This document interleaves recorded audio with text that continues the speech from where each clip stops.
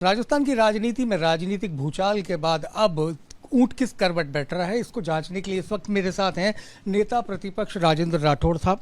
राठौड़ साहब, गुड़ा का इस्तीफा, आप तो सदन में मौजूद थे जिस तरीके की बात की और फिर आपने जो बात कही उसके बारे में। देखिए, राजेंद्र गुड़ा ने यथार्थ बात की। सदन के अंदर मणिपुर की घटना को लेकर यकायक कांग्रेस के सदस्य वेल में आए और वो कह रहे थे कि इस पर बीजेपी चुप क्यों है। तो मैंने सवाल खड़ा किया, खाजूवाला के कांड पर भारतीय जनता कांग्रेस चुप क्यों है, दौसा के कांड पर कांग्रेस चुप क्यों है, हिंडौन की ताज़ा घटना पर कांग्रेस चुप क्यों है, एनसीआरबी की रिपोर्ट पर कांग्रेस चुप क्यों है जिसमें महिला दुष्कर्म में राजस्थान लगातार पहली पायदान पर है। इस पर हंगामे के बीच में राजेंद्र गुड़ा जी ट्रेजरी बेंच से खड़े हुए तो मैंने उनको कहा कि मंत्री जी का रिप्लाई आ रहा है। मंत्री कोई भी रिप्लाई दे सकता है।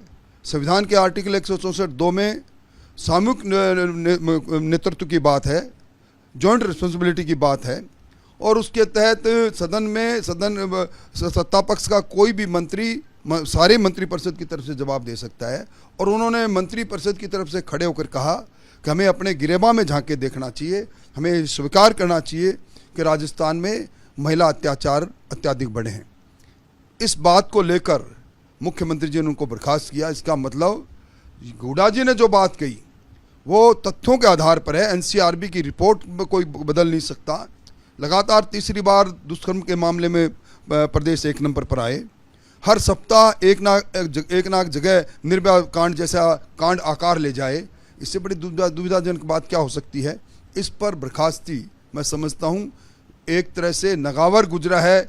जिस सरकार में बैठे मंत्री मर्दों का प्रदेश कहकर बलात्कार की घटनाओं को सही प्रमाणित करने की कोशिश करते हैं, उसी पर सरकार के मुख्यमंत्री जी का फैसला उसी तर्ज पर है। जी, आपको लगता है कांग्रेस में भी सब कुछ ठीक नहीं है, ये उसी की परिणति है? देखिए, गुड़ा जी के पुत्र के कार्यक्रम में गए थे मुख्यमंत्री जी, उन्होंने कहा गुड़ा जी नहीं होते तो मेरी सरकार नहीं होती।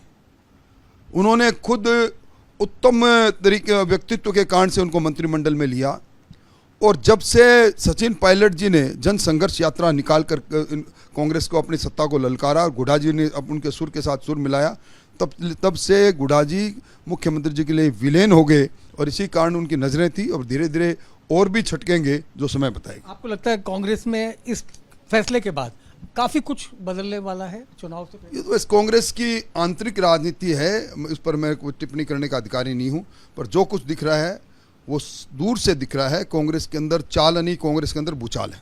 दूसरी बात राठौड़ साहब, चूंकि राजेंद्र गुड़ा जब चुनाव जीतते हैं बीएसपी से जीतते हैं, फिर कांग्रेस को सपोर्ट करते हैं, फिर मंत्री बनते हैं, फिर बीएसपी में जाते हैं, फिर मंत्री बनते हैं, तो ये उनके जो एक राजनीतिक व्यक्तित्व को लेकर सवालिया निशान भी उठते हैं। देखिए, उनके राजनीतिक व्यक्तित्व पर सवालिया निशान उठे या ना उठे, पर जो बहुजन समाज पार्टी को पूरा लील कर जाए, जो बहुजन समाज पार्टी को अपने विधायक दल में विलय कराए, सवाल उन पर उठता है। सवाल उन पर उठता है कि ये कर्म किसने किया, किसके नेतृत्व में हुआ। और आज वही कहें कि उनकी चाल और उनकी राजनीतिक चाल और उनके व्यक्तित्व की बात करें, तो ये सवाल मुख्यमंत्री जी से करना चाहिए, मुझसे नहीं। जी, कटघरे में तो कांग्रेस खड़ी हुई गुड़ा जी के इस बयान से। निश्चित तौर पर पूरे देश में कांग्रेस कटघरे में खड़ी हुई है। जी, अब आपको लगता है कि और भी कुछ, जैसा आपने भी जिक्र किया अपनी बात में, कि और छिटकेंगे, तो आपको ऐसा क्यों लगा? देखिए, कभी दिव्या मदेरणा खड़ी होकर कहती है कि मैं सुरक्षित नहीं हूँ, कभी भरत सिंह कहते हैं कि मैं विधानसभा में नहीं जाऊंगा क्योंकि विधानसभा के अंदर मुझे बोलने का अधिकार नहीं और भ्रष्टाचार में डूबी हुई सरकार है। कभी सरकार के खुद के अंग रहे अलग रामनारायण मीणा से लेकर बड़े बड़े वरिष्ठ लोग अलग इस कांग्रेस के बारे में, शासन के बारे में जब इस प्रकार की टिप्पणियां करते हैं तो लगता है सब कुछ ठीक नहीं है। तो राजेंद्र राठौड़ जैसा बता रहे हैं कि कांग्रेस में सब कुछ ठीक नहीं है और उसी का नतीजा है कि आज जो है इस तरीके की घटना हुई और राजेंद्र गुड़ा को बर्खास्त किया गया। कैमरामैन गोविंद साहू के साथ मनीष शर्मा, एबीपी न्यूज़ जयपुर।